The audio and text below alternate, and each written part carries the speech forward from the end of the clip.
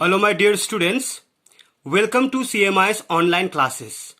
In today's class, in this video, for the students of Standard 8, we'll continue with the same chapter from our English literature book, that is chapter 5, Goodbye Party for Miss Puspa TS.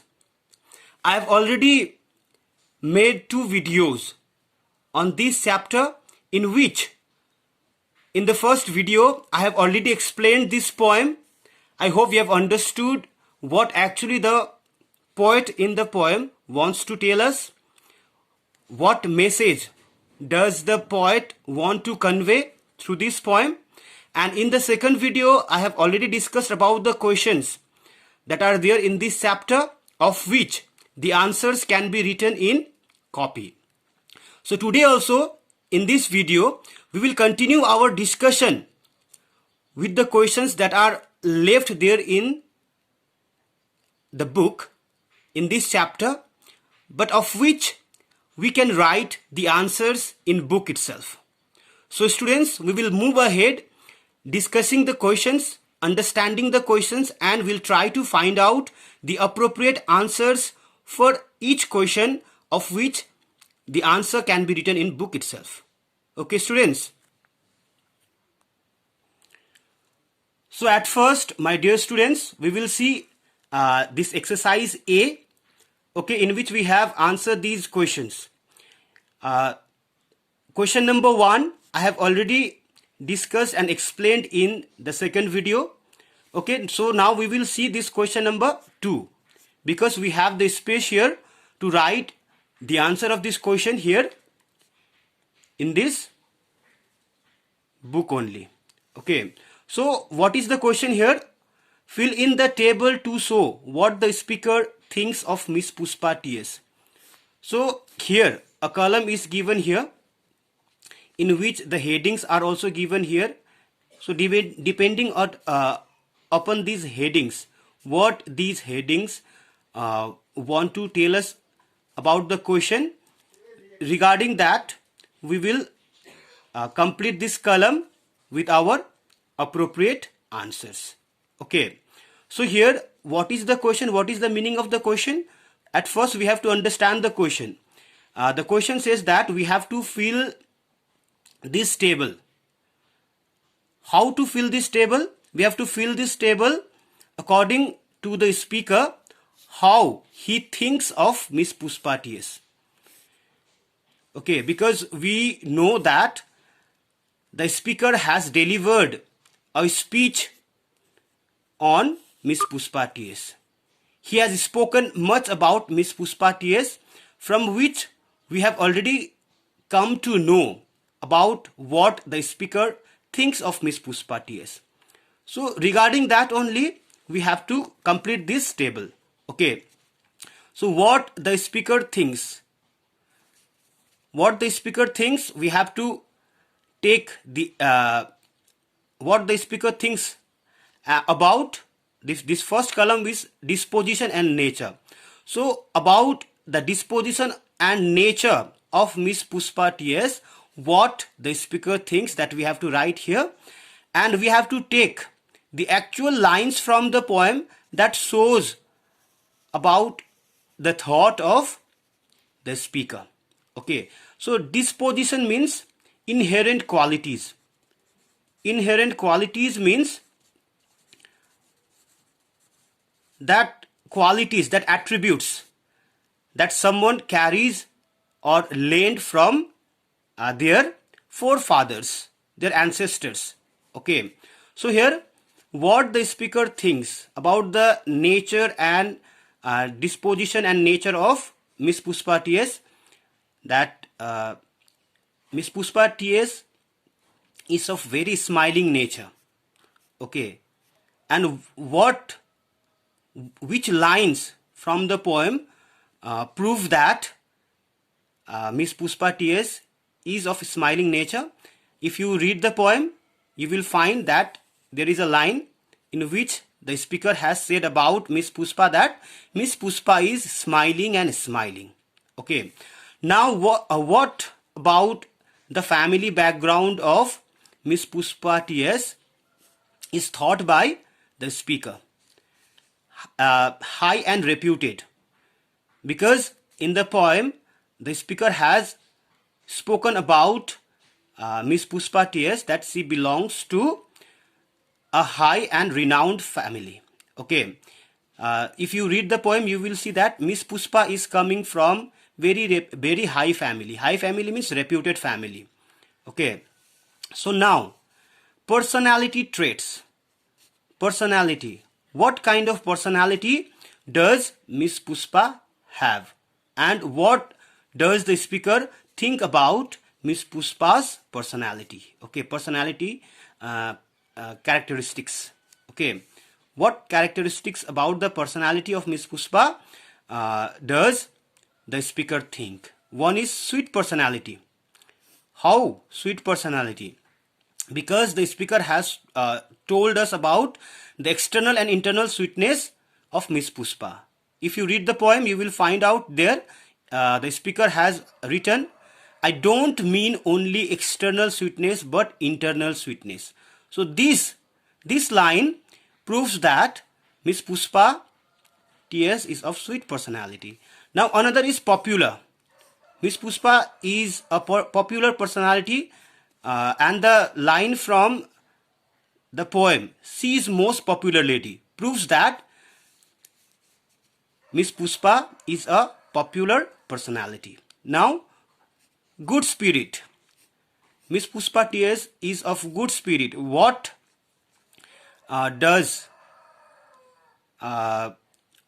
proves it? Okay, so here good spirit means just now only I will do it.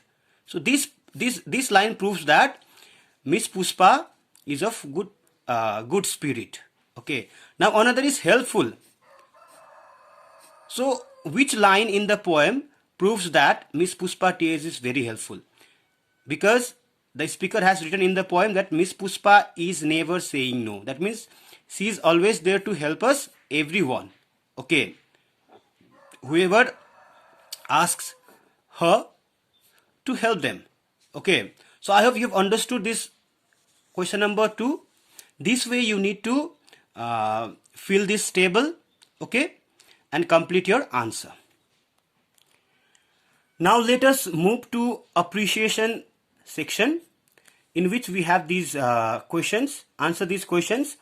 The poet makes the poem humorous by using different techniques. Fill in the blanks with examples from the poem for each of the following techniques. So one of the technique is he has written the poem in such a way that how the semi-educated people in the society, particularly in India, how they speak English. Okay, the same way the people who are mid-educated or semi-educated, if they speak English, what errors do they make? So that is the technique that the poet has actually followed in this poem, and which makes the poem very humorous and funny. Okay, it is a satire. ये एक व्यंग्य है कि हमारे society में, हमारे Indian society में जो कम पढ़े लिखे लोग होते हैं वो जब इंग्लिश बोलते हैं तो किस तरीके से बोलते हैं. Okay, so here the poet has used inappropriate phrases and expressions. So whenever the semi-educated people speak English using phrases, they know about phrases, but they make error whenever they use those phrases. Okay, so how? Here it is written, use of inappropriate phrases and expression. जिस तरीके से phrases का इस्तेमाल किया गया हुआ है, जिस तरीके से चीजों को बयां किया गया हुआ है, वो inappropriate है, means it is not so correct. Okay, we understand it but not written in the correct manner according to the standard English. Okay, so external sweetness. This is a phrase that cannot be written as a standard English. Okay, now in 2-3 days. In 2-3 days, this is also a phrase that cannot be used in a correct, that is not used in a correct manner. It can be written like within 2-3 days. Okay, Now see, Miss Puspa is coming. This expression is also incorrect because if you write in the standard English, you may write Miss Puspa comes from or Miss Puspa belongs to. Okay, this expression is quite inappropriate to write as an expression to express in the standard English. Okay, students. So now see here how incorrectly the poet has used the tenses incorrectly in the poem. Okay, so the poet has used, there are so many lines in which you will find that the tenses are used incorrectly. So I have taken out these 3 lines in which the poet has used the tenses incorrectly. There's like you are all knowing. You are all knowing. This is incorrectly expressed. We can write you all know. Miss Puspa is smiling and smiling. Okay. We can write Miss Puspa smiles every time. Okay. Whenever I asked her to do anything. Whenever I ask her to do anything. Okay. So you may write other questions, other answers also. Okay. Now omission of articles. Omission of articles. So जहां पर article लगना चाहिए वहां पर बहुत जगह पर articles नहीं लगाया हुआ है. So like her father was renowned advocate. Here it could be, it should be her father was a renowned advocate. Okay, but here article has been omitted. She is most popular lady. So this is the superlative form of superlative degree of adjective. She is the most popular lady. Okay, so the has been omitted. That was long time ago. There should be that was a long time ago. So here also, so there are so many places you will where you will find that the poet has not used article, which is incorrect. Okay. So now use and positioning of adverbs. Okay, adverbs का जगह मतलब कुछ अलग तरीके से लगाया गया हुआ है inappropriately. Okay, not in a correct manner. Like, and afterwards Miss Puspa will do summing up. So, and afterwards. So here, afterwards is the adverbs. So here afterwards, here this adverb is not been placed correctly. So it could be Miss Puspa will do, Miss Puspa will sum up afterwards.